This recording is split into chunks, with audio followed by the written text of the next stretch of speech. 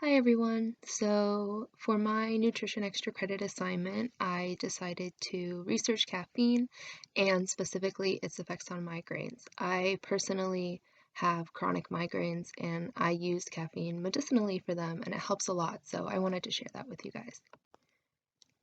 To understand the effects of caffeine, we have to understand its molecular structure just a little bit. So caffeine is structurally very similar to a molecule called adenosine. And adenosine is very, very important for a lot of molecular processes in the body. Adenosine can cross what's called the blood-brain barrier very easily, and it's usually very, very hard for a lot of other molecules to cross this blood-brain barrier. Because caffeine is structurally so similar to adenosine, it can also cross the blood-brain barrier very easily, and this is why it's so fast-acting and dangerous in large amounts.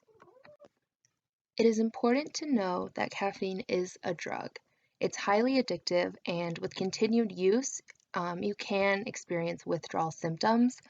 There's also a plethora of side effects, including increased heart rate, insomnia, anxiety, and dehydration. These are all important to know before you start using caffeine regularly. So, how does caffeine help migraines? When someone experiences a migraine, what happens is their arteries become painfully enlarged and a lot of blood rushes to the head, creating a throbbing feeling. Caffeine, on the other hand, restricts blood vessels and arteries and makes them a little bit smaller. And this can cause some relief for people who suffer with migraines because it returns those arteries back to a more normal size and it can reduce that throbbing, painful feeling. Caffeine also has some other medicinal effects, notably for asthmatics. Caffeine is a bronchodilator, similar to albuterol. It can improve airway function and relieve symptoms of wheezing and coughing.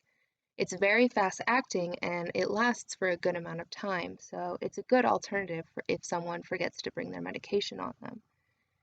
Another effect that is still being researched right now is caffeine's effect on memory, and there has been a link found between caffeine and fewer dementia symptoms, but this is still under research.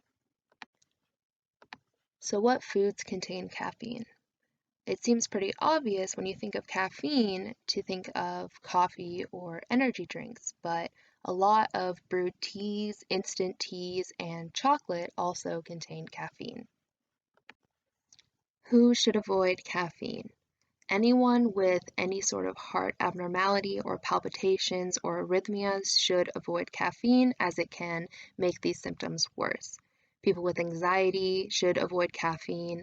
People who are pregnant should avoid caffeine because it is a teratogen and can lower the birth weight of a child. People who suffer from insomnia should avoid it because it is a stimulant, and children and teens who are still developing should not consume caffeine. So in conclusion, caffeine can be used medicinally, and I personally use it medicinally. It's completely safe in moderation, but too much caffeine can cause negative effects.